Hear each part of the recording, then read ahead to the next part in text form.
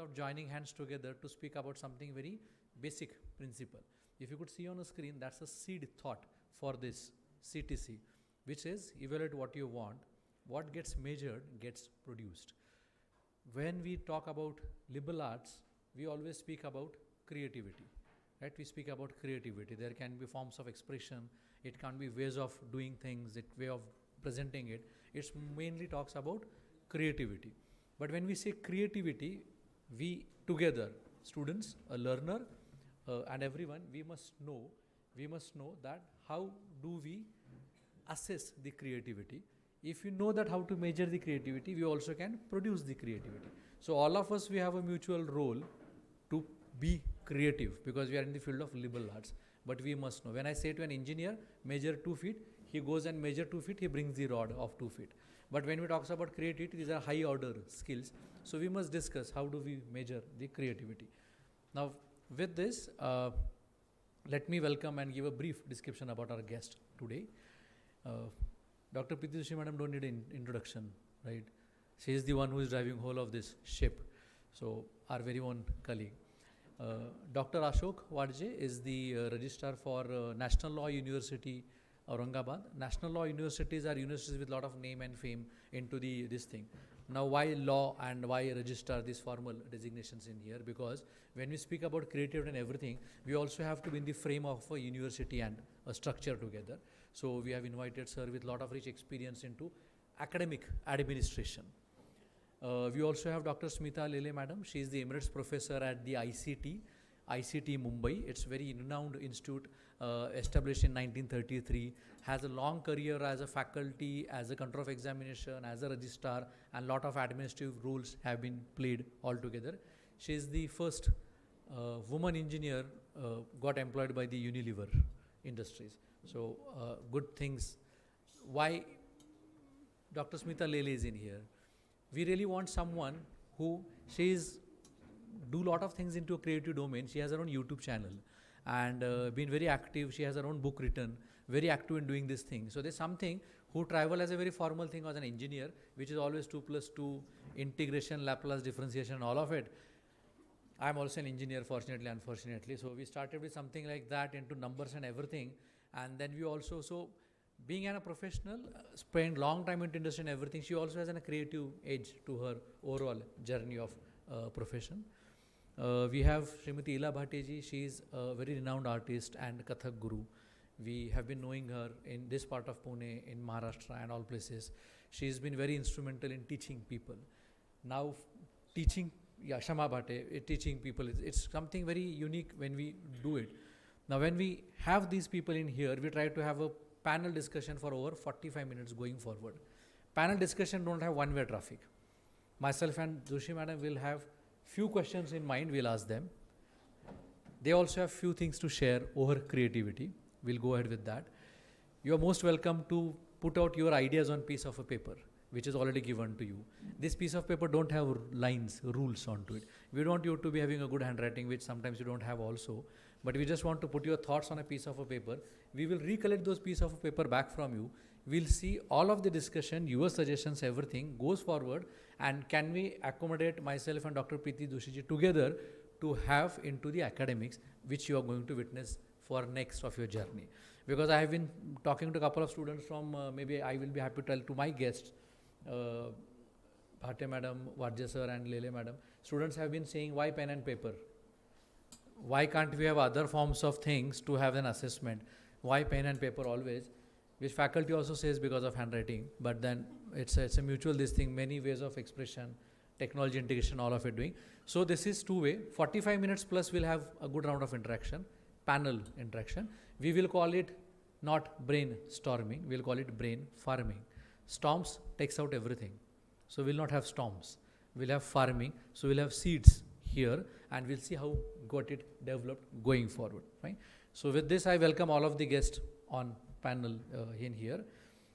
We also have one of our guests joining us online, Dr. Divya Srivastava. She is the Associate Dean for NMIMS Mumbai for Liberal Arts. You also have, so I welcome Professor Divya Madam also. She'll be available as through a technology. Now with this, let me go ahead and start the sessions. Fine? Okay. Uh, can I have a cordless mic? Cordless mic. May I?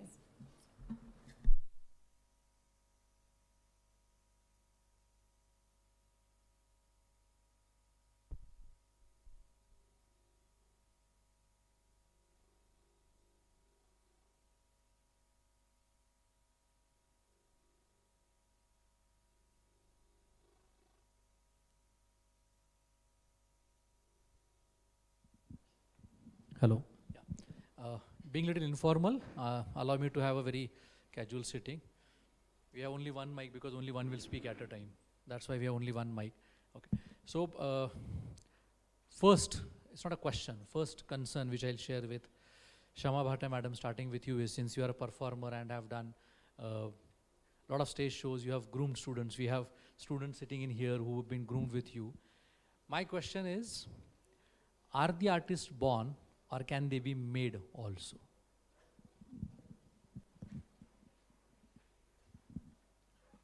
Thank you for having me here. I like the question. I think the artists are the both ways. The artists are born, of course. I have to take some names here, like Pandit Ravi Shankarji or Pandit Birju Maharajji. They are born. They are not made. But it's the same in every field, I believe. And in like that, the artists can be made. Same question to all the panelists, first to start with. Hello, very good morning. झोपेत नहीं आता? Okay. Nice to see all young girls and boys here. And as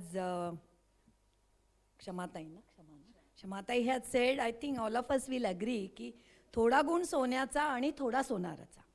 So few qualities all of us are born with. Nobody is 0 and nobody is 100.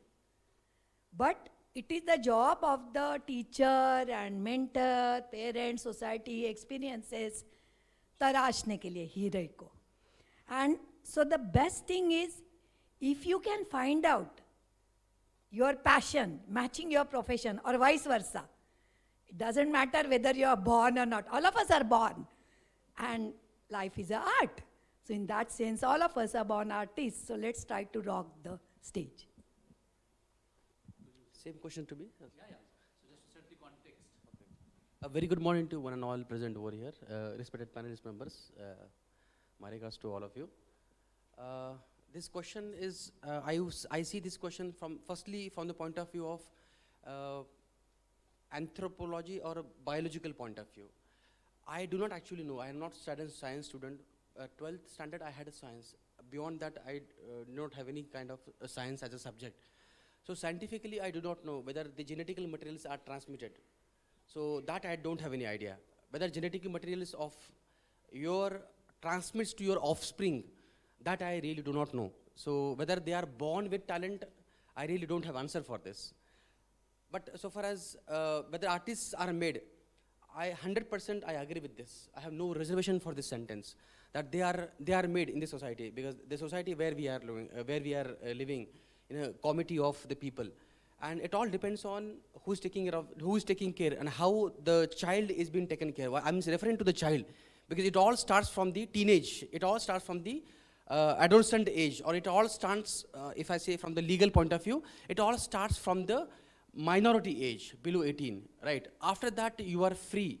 After that, you will refer to your wisdom. Before that, how you are shaped, it all depends on that. That's why we often say, whether you have a guardian. Guardian thing is something very sign on during your childhood. If you are not, if you don't have a guardian as such to see towards you, to take care of you, well, it may be teacher, it may be a parent, biological parent, or it may be anybody else. So guardian is must when you are below 18. After that, you are a free bird to explore the world. So that's how I see. So artists, I feel they are made. Yeah, I would love to.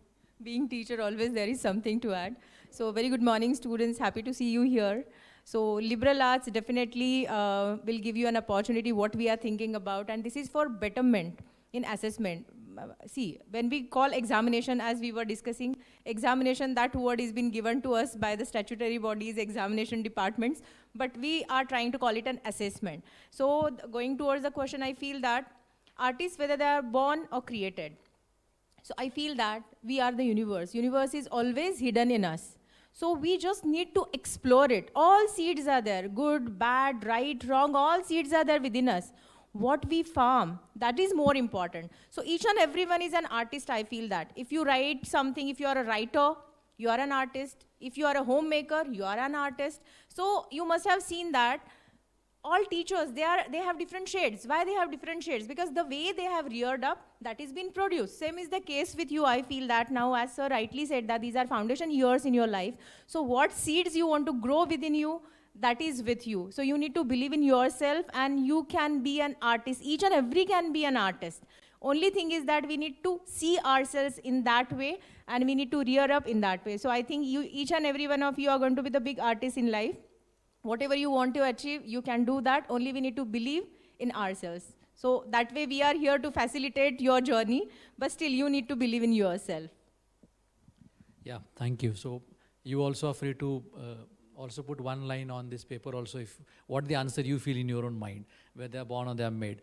With this, we surely can say, I remember incidents where I was talking to Shri Dilip Chhabria ji once. You might have heard his name, Dilip Chhabria. I was working with one of the assignment in my earlier organization. So the same question was asked to him, whether designers, see, it's a form of creativity. It's an actor, it's a designer, it's an artist, it's a performer. So this question was also asked to him, whether they are designers are born or can they be made. So he was very resembling same thing with what we said. Everybody has in them, so which Picasso also said, every child born artist. It depends on us how much we retain as we grow. So the same thing was there. They always born with a creativity. How do we flourish it going forward is always a question. So good to see that over of it. Now I'll ask this thing. You also can put out your thoughts, questions in mind. We'll also have this question asked down the line. So I have one question to Shama Bhatte Madam ji.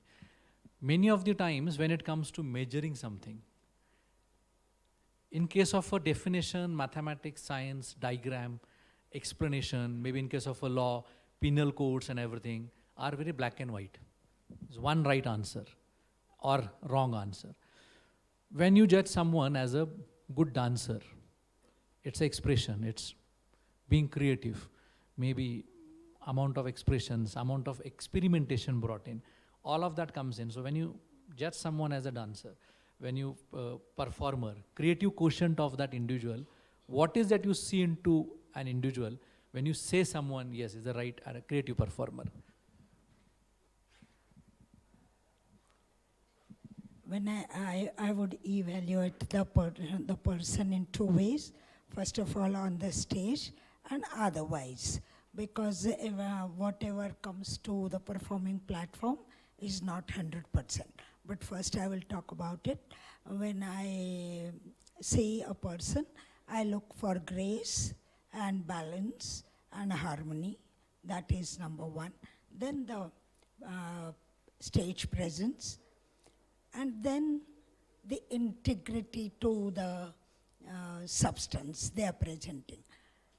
After that, because I'm an artist myself, after that comes how they are dressed, how they present themselves on the stage. Because for a performer, it is very important to have that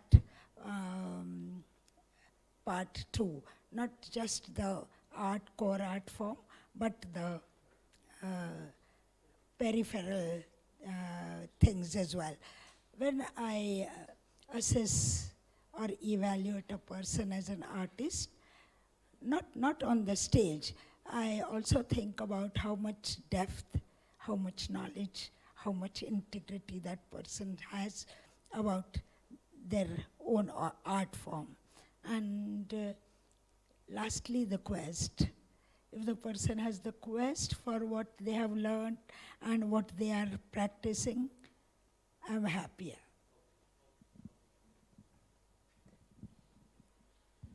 That's something very interesting about Quest peripheral, which I think we need to take a note of it, which when it comes to a measurement, Quest peripheral, you all must have seen, we at a university have something called as continuous assessment. It's not one day things happens over a bit of a semester. So which also attempt towards having this peripheral things covered over a period of time, not development learning process covered over a period of time. Now if that's the way, maybe I can ask, taking this forward to Smita Lele madam, when we say it's knowledge, we always talk about three things when it comes to assessment. And this will also goes question to Dr. Ashok sir also. We normally talk about few things like knowledge, skill and attitude, which we talk about. Information is something which is a very simple pen, paper, name of someone, definition of something, advantage of something is asked, you write it on a piece of paper, that's the information. That is not we here to do. If I asked a question to Smita Lele madam, because you are COE also, you are an artist, a person with a creative mind also, you have traveled through regulatory transitions also of the organizations, you have seen a long panorama of things. So to you, creativity will be what? Will it be a skill? Will it be attitude? Or will it be a knowledge? Because if that definition also makes us to think which way we can go ahead with. So is it skill? Then we go in doing something. So maybe if it's skills, obviously we'll ask all our liberal arts students to demonstrate and do something, not just write and then submit to someone and then reflection of the performance is checked some other time, which normally happens in conventional. If it's a skill, has to be interactive immediately there as a performance. If it's attitude, the way Quest was discussed, we'll monitor the student throughout the semester, throughout the duration. Over a period of time, we'll have this understanding done. And if it's a knowledge, then we'll ask something to represent back to something. So then that decides our understanding. So I'll put question back again. You all also free to write your own, whichever thought you come in mind. Is it creativity, the skill? Is it the knowledge or is it the attitude of someone? Since I have been working in foods for quite some time and working on NPD, new product development, let me take an analogy of sensory analysis of any new product. So we go for taste, like flavor, then crunchiness, mouthfeel, blah, blah, blah, blah. Looks also, because most of us see the food first, except for few unfortunate who don't have vision. So seeing is also very important. Like I try to give you a black color mango, you are not going to eat it because mango has to be yellow or orange. Yeah, but then last thing is overall. So similarly, when we are talking of creativity, each and every point, what you have said, whether it is knowledge, skill, is important. But for overall, what I would like to assess this, because this is different from 2 plus 2, can be 0 to 200 or anything, I would like to see that we give some focus on its effect. So if I am trying to evaluate you, like as a lay person also, when I see a dance, I may not know, I don't have knowledge, so I don't know whether it is contemporary or Kathak or Bharatanatyam. I'm not from India, so I don't even know that, just imagine. But if I feel, yes, this was good, that wow factor, or I see that the performer was enjoying, he or she was not bothered whether he is being examined or assessed or evaluated, doesn't matter. So in creativity, if the performer forgets himself, and if the viewer also forgets himself or herself for a fraction of time, that's the best performance. It has all that. Now when it is lacking, maybe to improve, we can see somebody didn't have much knowledge, somebody was less confident, you know, that person became conscious. So he performed less than his potential. And the third thing, as a teacher, I would always like to see that somebody got 10 on 10, somebody got 8 on 10, somebody got 6 on 10. I might have gone to that person with 6 on 10 and patted him because he could have got only 3. It is his hard work and our efforts which has brought him to 6. And somebody who got 10 and 10 is born. I will, of course, compliment him. So that way we should also concentrate on the weaker portion. Very nice. So I'll try and understand, help myself also, because by and large I own a larger responsibility because I am the one who is controller of examination, right? It's a long designation, one I have. And then since wants to be more transparent, that's why we discuss everything in presence of students to seek their input, and we'll come up with something very nice, which becomes a differentiator to our own organization, our own institute, our own individual capacities. When it was said, it's a cumulative of everything coming forward. There was one nice point also was shared. How much is performer enjoying into it? How much a performer is into it?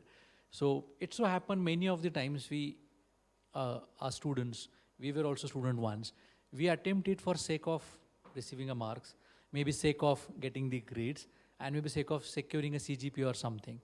We do that, but then maybe sometimes getting into it do not happen.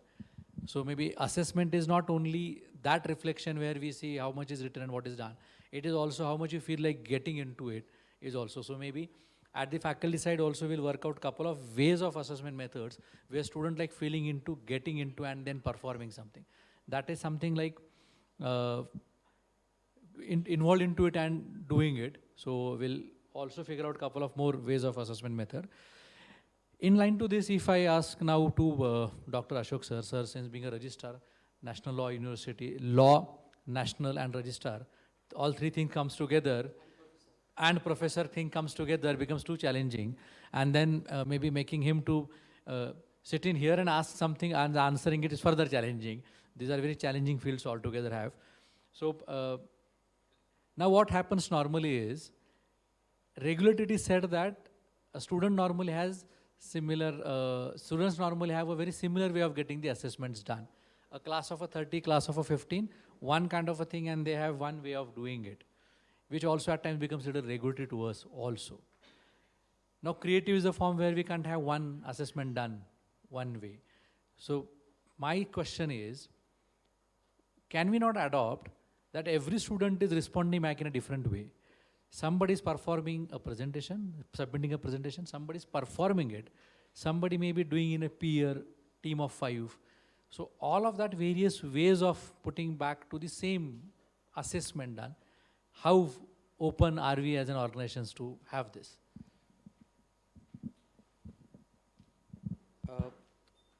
This insight, I call it as an insight, it's not a question.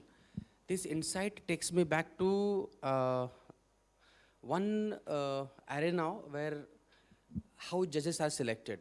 Of course, that example I'll give you with respect to that how a particular student is behaving in the classroom, how a particular student is attentive in the classroom, even attendance has marks, right?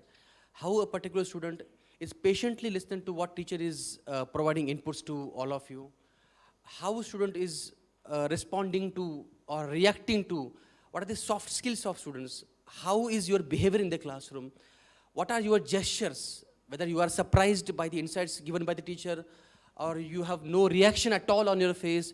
All these things forms part of assessment. And maybe we don't, in India, I think I have not come across. I'll ask you a question. I'll begin with this question before I clarify this insight. How civil servants are appointed? Can you please answer, any one of you? How civil servants are appointed? The higher positions, not the lower positions. Lower positions, they have a long recruitment that takes place, right? How civil servants are appointed? Any one of you? Interview, directly interview, they go for? Prelims, okay, all that traditional method, conventional method comes. You have to clear prelims, you have to go for mains, you have to go for interview. Nowadays we are calling interaction, right? Nowadays we are calling interaction. What interaction? The change of nomenclature changes the process. That again is a question. You are changing nomenclature. Now, for example, control of examination. Tomorrow we would like to call it as facilitator of students or facilitator of evaluation method. How fanciful word it sounds, right? Controller, controlling. Do you want to be controlled? Examination. Do you want to get examined by somebody else, right? So test. Are we here to get tested?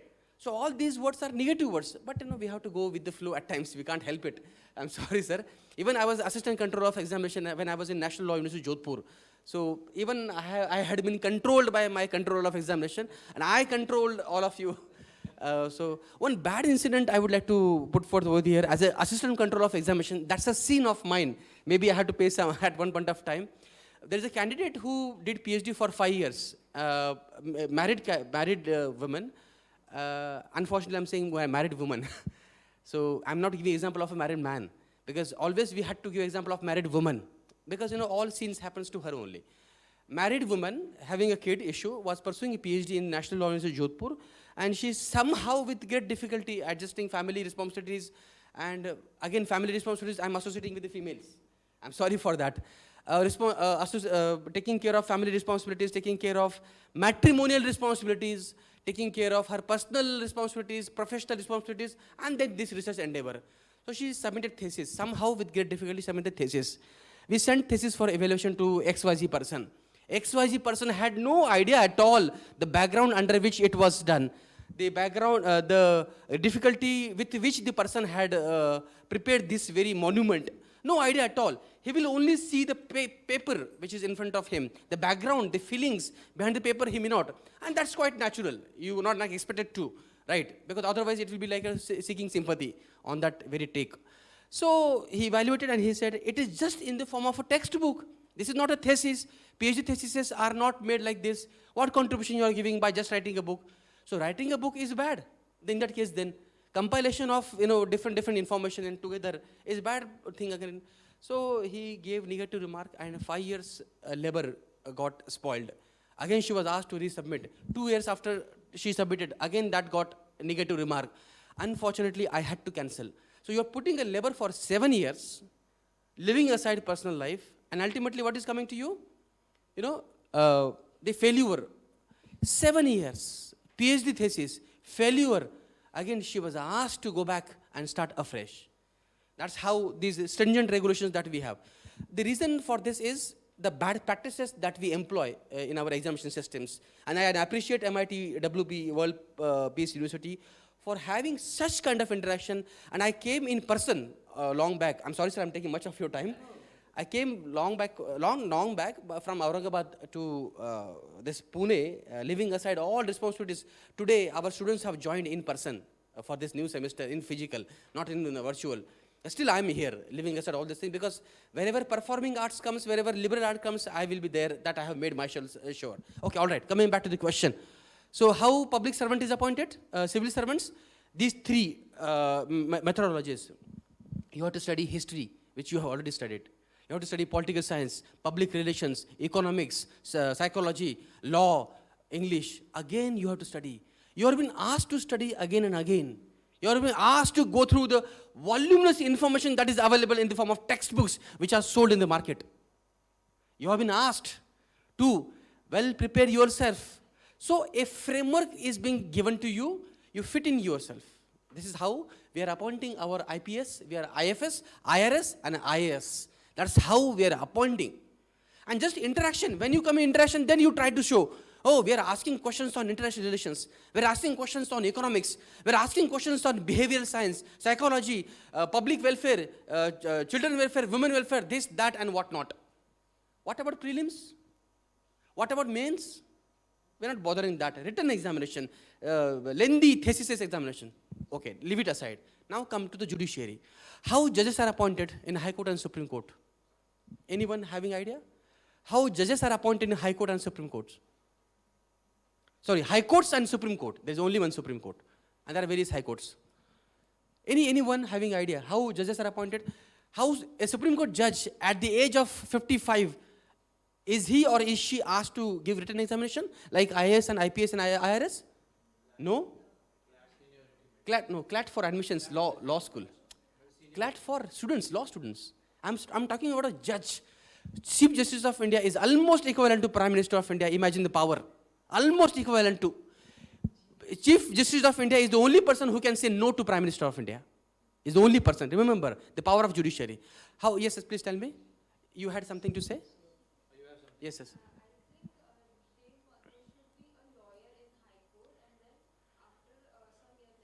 No, you're talking about qualifications. I'm talking about assessment. Yes. Senior most judge. Okay, I'll come to the High Court. I'll give you an example of High Court. Supreme Court I will not touch. Because, they have a judicial, a separate process altogether. That's a technical one. There are Maharashtra, Bombay High Court. It is called Bombay, right? Otherwise, I call Bombay as a Mumbai. But Bombay High Court is called as Bombay only. Bombay High Court, 3 benches are there. One main sitting in Mumbai, one sitting in Aurangabad, one sitting in Nagpur, right? 3 benches are there. Why these 3 benches? Just to facilitate people. People cannot go to Nagpur, you can't go to Mumbai. Nanded, you can't go to Mumbai, you can go to Aurangabad, nearest place where you can file litigations. There are judges in Aurangabad, Nagpur and Bombay. There are lawyers practicing in Nagpur, Aurangabad, Bombay, right? Chief Justice of Bombay High Court is there. And principal sitting is at Bombay High Court, Bombay only, Mumbai only. He sits there only, Chief Justice of Bombay High Court, sits in Mumbai only. At times, he comes to Nagpur or he comes to Aurangabad. Last week, he was here, he was there in Aurangabad bench. People were surprised. Why Chief Justice of Bombay High Court is supposed to sit in Bombay, Mumbai only? Why he's coming to Aurangabad? Why is disposing cases by sitting in Aurangabad? Question to the public. Why you are doing injustice to us? He is more talented because Chief Justice, and these are only judges of High Court, you are doing partiality. That's now, there's a purpose, there's a reason behind it. Chief Justice comes on a tour, judicial tour to Aurangabad or Nagpur under the garb of, pretext of disposing cases that they have to sit in all the benches. That's the rule. But reason behind rule is that they have to sit in all benches. They have to roam. Nagpur at times 1 week, Aurangabad, Mumbai like that. There's a reason behind that. Say for example, you are practicing before the court of law. You are appearing before me. I'm a Chief Justice of Bombay High Court. I have come from Mumbai to Aurangabad. You are arguing before me. I do not know who you are. I do not know the case. I will only see the papers. I don't know the background. All of a sudden, I have come from Mumbai to Aurangabad to dispose the cases. So throughout night, I will go through the papers and I will listen to your arguments. I will listen to arguments of other party also. Both the parties are arguing before me. What I am doing secretly, I am assessing them because judges are appointed through lawyers, from the pool of lawyers. So I am on a secret mission. I am on a secret mission of knowing how this lawyer is arguing, how that lawyer is arguing, how that person is presenting case before me. Lawyers are appointed like that. Whether you are looking at the paper, whether you brought the evidence, whether you have a skill of argument, whether you have ability to know more about the law, whether you appreciate the previous judgments given, whether you know the facts, whether you know the law, whether you understand the contemporary developments in the law or in the facts or in the society, all that I'm assessing. Then secretly I will write down your name in some diary and I will forward to the governor, the President of India, to nominate you as the next High Court judge. Right? Okay, why not politicians we are doing like that? Why not this IS, IPS, IRS, IFS we are doing that? Why not a Tahsildar is getting examined by the Chief Secretary of a state? Tahsildar is behaving like this. Additional deputy collector is behaving like that. Is responding like this, working like that. So let us elevate them. Judiciary, it's happening. They come on a secret mission. They see how you argue.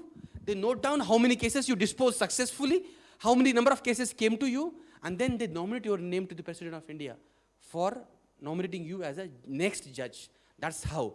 Can we do that in the classroom? Can we do that in the corridors of your law school, law college? Can we do that secretly? Can we see? It's a spying. It's some sort of spying. Can we do that academic spying? That's the question before you, sir. I'll stop here. Thank you. Obviously, there's obviously a reason, and I'll take the part out of it is. Sorry, I've taken much of No, obviously. I will take a part out of it is, it's not basically not taking assessment on one particular day or this thing. It's throughout building process. That only. We'll not go with that spying factor, but it's basically throughout. That's why we said, the question which we started with is attitude. Someone scores well, but do not have the right attitude. Our founder president, Karat sir always says, Osama bin Laden also was an engineer, but was with a wrong attitude. So things what learned as a part of education were never used properly. So similarly, this also part comes in where we can have a mechanism where we also incorporate the attitude of a learner into it. He or she might have not done well in terms of marks, but might have played extremely well as a supporter to the team project, or might have been extremely zeal of a learning, but might have not been able to present it at that point of time. So this always been discussed time that how can we have measurement of the attitude of the student. Maybe this attitude with this throughout journey of witnessing his learning. Attendance is a very small part where we look at something, what happens into a classroom. Classroom is a very constrained or a structured way where all are intended to be there with a specific reason.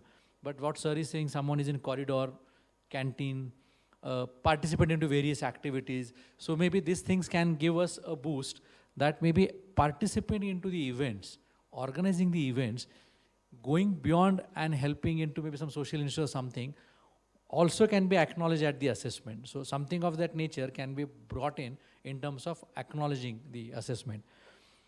So we'll always be happy to have this part, and thanks for this appreciation, because MITWPU being a very, that way a young university of 6-7 year age and a young leadership of Sri Rahul Karad, we always try to be experimenting these things such way. So with the same thread, if I can ask, or we can not ask, I can seek the insights of Priti Joshi madam only on here. Can we not have this attitude component also? The way we have attendance percentage mark, can we not have attitude component also into the assessment, which will have a percentage marks and which speaks about student, let's call beyond classroom participation. There is no assessment as such going. There is no assessment as such going that only for event organizer gets 10 mark and coordinator gets 2 marks. Not that way. But can we think of, we may not have a right way, but after today's discussion, can we think of this attitude component as a part of the assessment? Yes, sir. Thank you so much. He brought into discussion a very important topic, that attitude. It really matters a lot, and Pokale sir rightly said that we'll definitely explore the possibility. Anyway, we are doing it, but we have not put up in the form of assessment as such. Because attendance, anyway, we are observing attendance, we are making it mandatory, and fortunately, students, they come to the classes on their own, so we don't have to force them, but definitely, what they do outside the classroom, that is equally important. So we keep them giving different assignments because we are full of events, student-driven events are there. For example, club activities are there now, induction program was there, rural immersion is there. So we can see that how students participate. Basically, if you have been given some responsibility, being a coordinator of rural immersion program, student coordinator.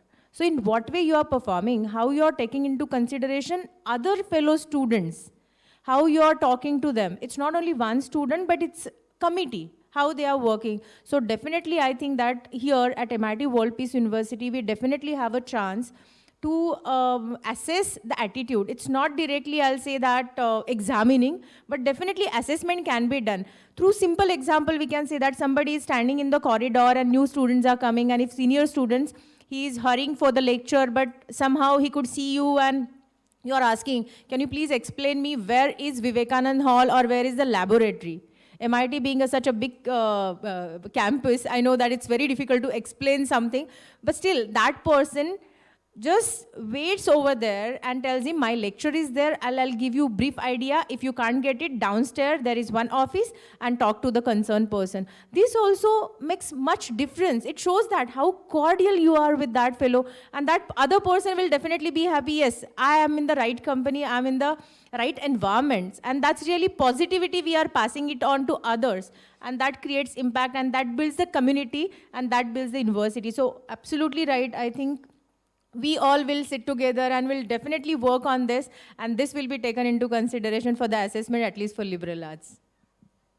Yeah, thank you. So obviously we look forward to have such, because students should not be feeling or judged only when it happens for 1 hour, 2 hours, 3 hours. Let us throughout way, and that is something which sir also has brought in. That component might have been stably happening at, let's say, judicial recruitments or thing, that how they are performing when they are not watched, or maybe what is their natural organic behavior, spontaneous coming out. So I think we'll take up this point also, how can we bring in the attitude part to it. When we say liberal arts education, we don't, liberal and linear are two different things, I take it. Linear something goes in only one direction. Liberal is something which has multifold understanding of the situation. Liberal arts normally is always appreciated highly into the Western world since ages. Sometime I feel in India, it might have not been valued earlier because more of a engineering and management sectors were driven faster because we more of into industrialization part of it. that leads to a lot of complexity. Today things have become a lot of complex, and those complexities obviously appealing to the basic consciousness of a human, and then obviously liberal arts things become answer to it. And then obviously, now when we say it, a liberal arts thing, would like to have, now I'll not have a question, I'll say insight, I'll borrow this word from Ashok sir. Instead of question, let's say insight. I would like to have an insight of Smita Lele madam, that why can't we have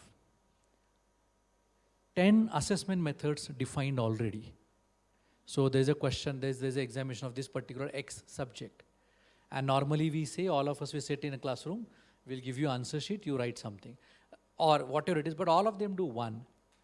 Can we adopt it, since you have rich experience in control of examination also, you have gone through that thing. Can we not have this way done?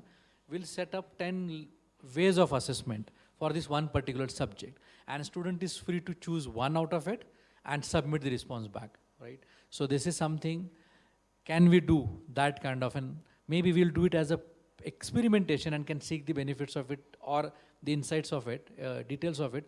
But in principle, with your experience, do you feel like that we should doing something of this nature?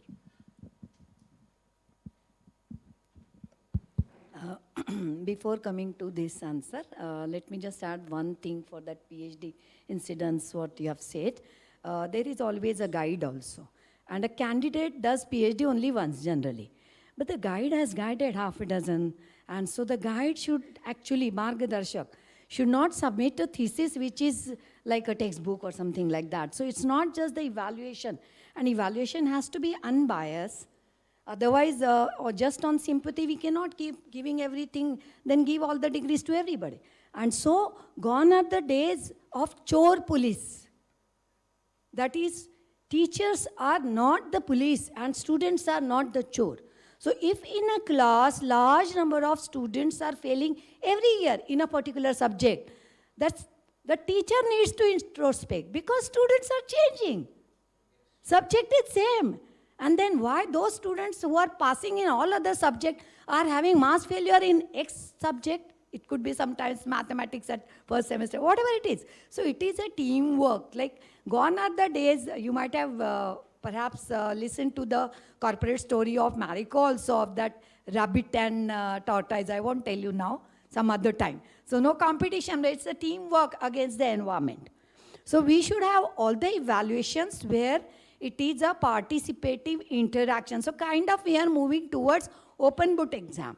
Because our aim is not to punish or fail. Why UGC doesn't do anything? Because they are still in that policeman. It's like the traffic police, Havaldar, hiding after the signal, waiting for you to break the signal, so let there be accident. But वो चालान काटेगा. Because उसको एक ये दिया है. Same thing in FSSI. Inspector का, I am in some of those committees. Inspector का promotion is on the basis of how many cases he has done.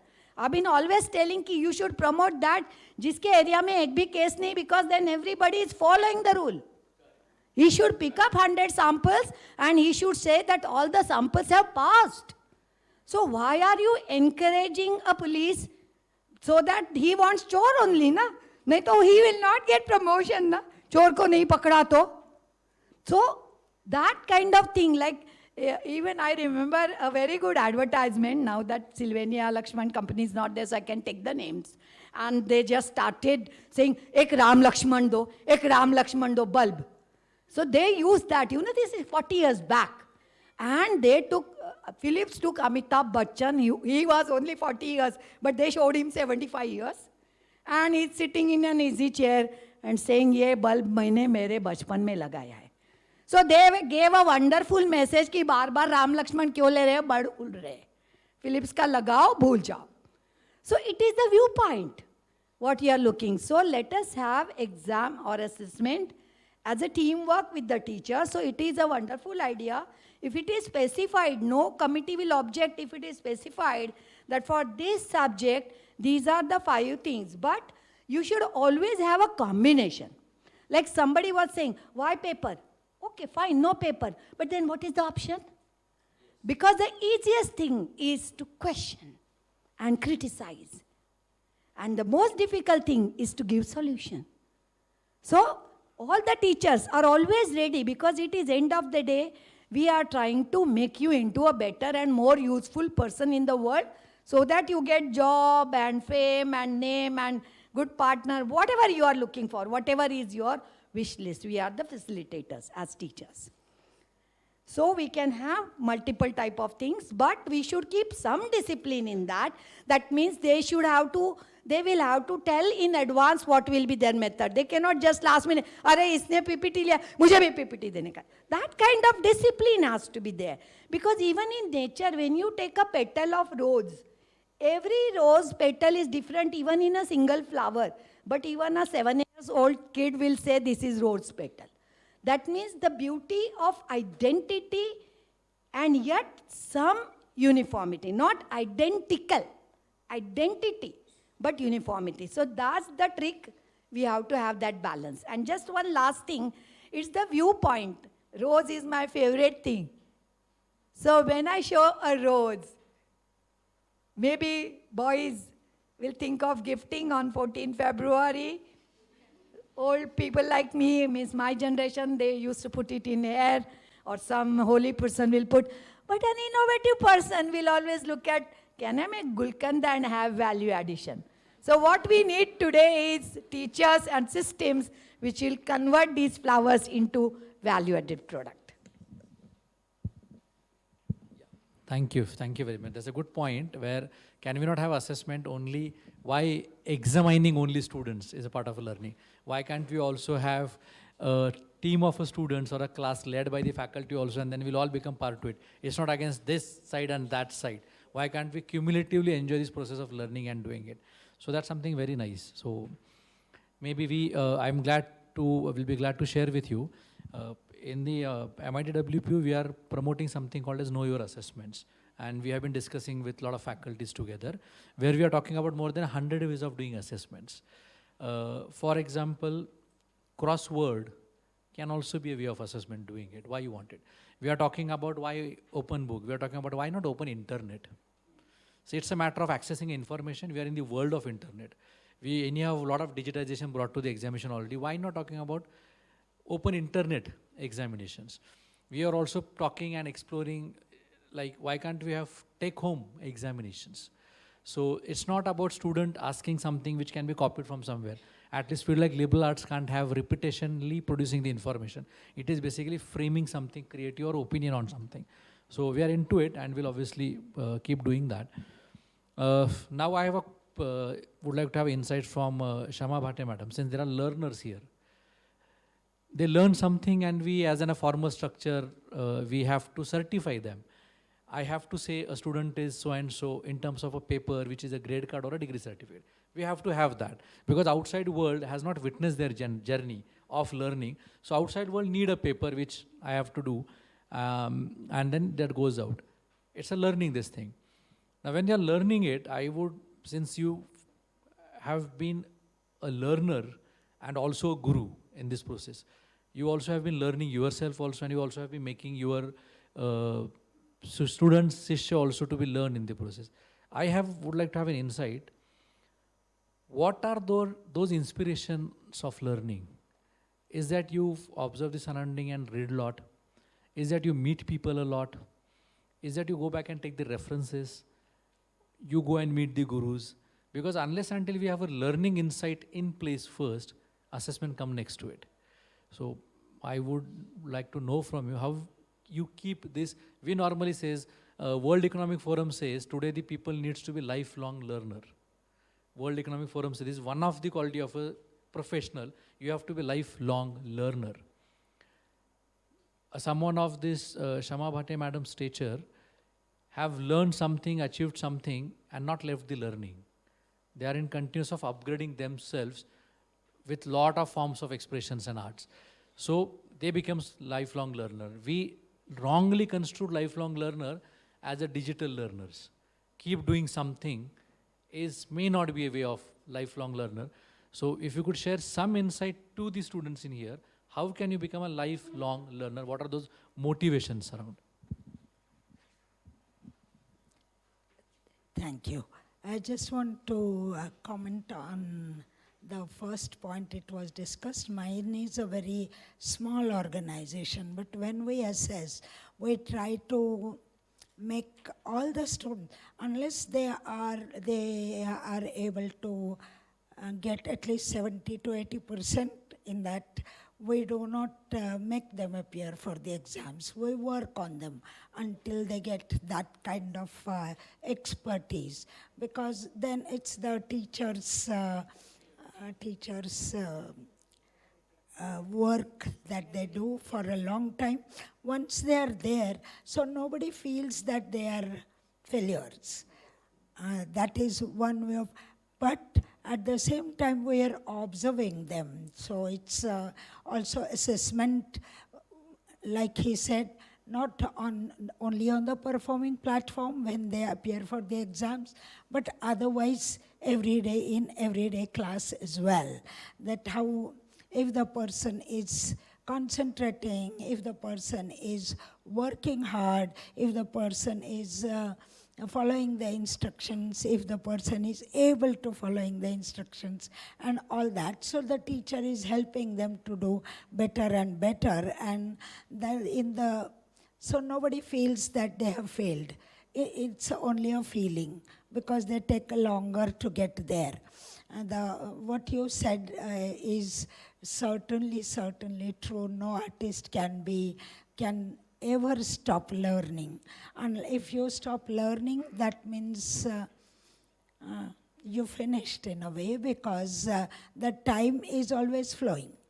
And if you stop learning, that means you are going in the opposite direction. That means you have lost the race. But and another thing, I'm a dancer. Dance is it's a composite art form. So when we finished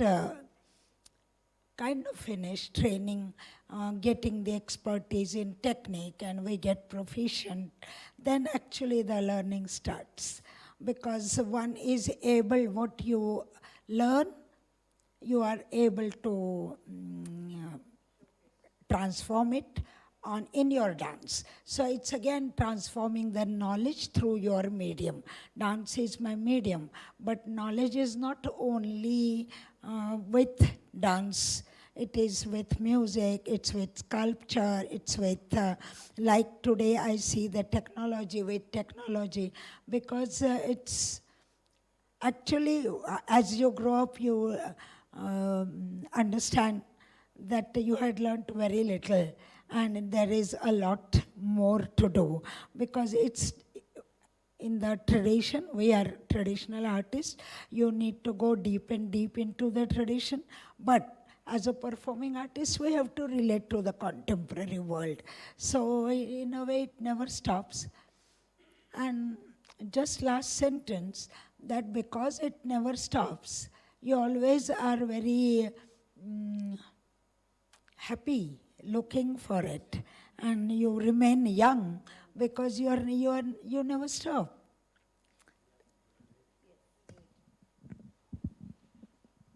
So maybe out of, there's a UGC displays which Ashok sir must have seen so many times. UGC displays long list of roles to be performed by the control of examinations, which if you actually read, I also feel sometimes very sad looking all of those roles, because it's very black and white kind of rules.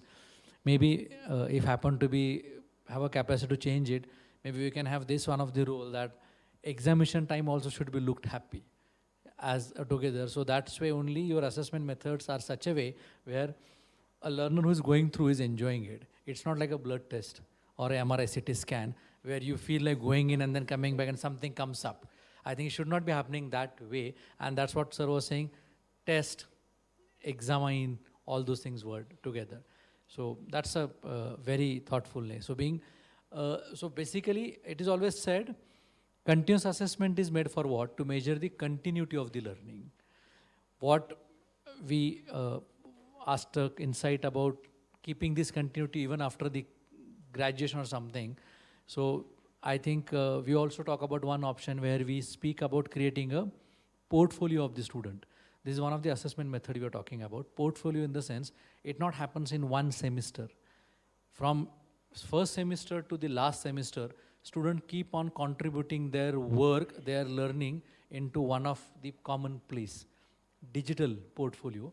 So student will also ensure, look to see that what work and what reformation and what best things have happened over a bit of 3 years, what change they themselves have brought in with their own efforts. That is required when, for example, students sit for an interview to anyone. It's not that instant being judged. It's throughout the 3 years work is also put forward to the interviewer or the interaction, so gives more understanding about the learning. So that's what we are also trying. Can we have portfolios of a student other than the grade cards? Grade card is a very small story of the learning and the assessment. Why can't we have a portfolios of the thing? So, but thank you for that insight of these things. Now, when we come back to creativity, and we really want to measure it, right? Because we don't want to have people going out without knowing. There are a lot of tests you could find on internet which speaks about creative quotient and a lot of things out there which speaks about, right? So, I have a insight would like to have from Ashok sir. When it comes to creativity and when we have various ways of assessment methods and all of it, shall we have bounded it to the marks, or can we just say into 3 to 4 categories? Person is outstanding, person is excellent, very good, fair. Or shall we also have a fail kind of a category? Because the moment we start giving marks, we get into that quantitative analysis. We ask questions, we write the marks, 2 plus 6 plus 8 plus 10, and that may not be helping to judge a larger picture of a creativity. Can we not have only 3 to 4 qualitative terms used instead of getting into the mark situation? Since you've been control of examinations also, you also went to this administrative, instead of giving marks in domain, 4 kind of a terms coming into it, because all of them have come to liberal arts, which says that they have a quotient of doing something liberal, which itself becomes the eligibility test for them, right? So with that starting, can we not have only 4 or 5 words as such, which we will attach to the performance of the student instead of marks? Certainly, sir, we can have words instead of having the percentage thing or the grading system as such. Well, it's very confusing. Each and every university, they have a different pattern altogether. If I go into the technicalities, some of them judge on the in the form of percentage. Some of them judge in the form of CGPA calculation or SGPA calculation, or some of them only provides grades. Well, it all depends on which university you are. It all depends on which course you are pursuing. And it all depends on what are your requirements, what are the norms of, say, for example, UGC, or say, for example, higher education state of Maharashtra. It all depends on that. But if you ask me, what is to be, what method is to be followed, the letters that we give them, alphabets, O, A, A++, A, that also is creating some problem. For example, D. D stands for distinction, right? D stands for distinction. Here is not D. Okay, okay. Here is outstanding is O, A plus A, B plus Yes, sir, okay. So if you translate them, what A stands for, what A++ stands for, why A++ stands for, B plus B, what these letters stands for, that I think clarity we need to have in the university itself. The problem which we were facing, we had a grading system. We have a grading system for PG courses, LLM, Master of Law, A, B, C, D, like that. O, outstanding, D, distinction, then A, like things like that, B and D, C, like that. So D was creating some problem. So students used to write, and we used to write in mark sheet only D. That so-and-so students has secured D grade. So when you go for interview, it is the mark sheet has been seen, and it is asked, oh, you got D grade. You got the D grade. Yes, I got D grade. Not A grade, but sir, D is higher. It is distinction. It is distinction. But actually, you have to explain that. So you have to be in front of that assessor who is assessing you. But when you are not there, nobody to explain, that may have a bad impression. So I think these are norms. We can't touch it. We can't disturb it. We can't modify. We have to either go for percentage or for CGPA or for a grading system. We have no other choice. If I had been given choice, then I would have written words outstanding, distinguished,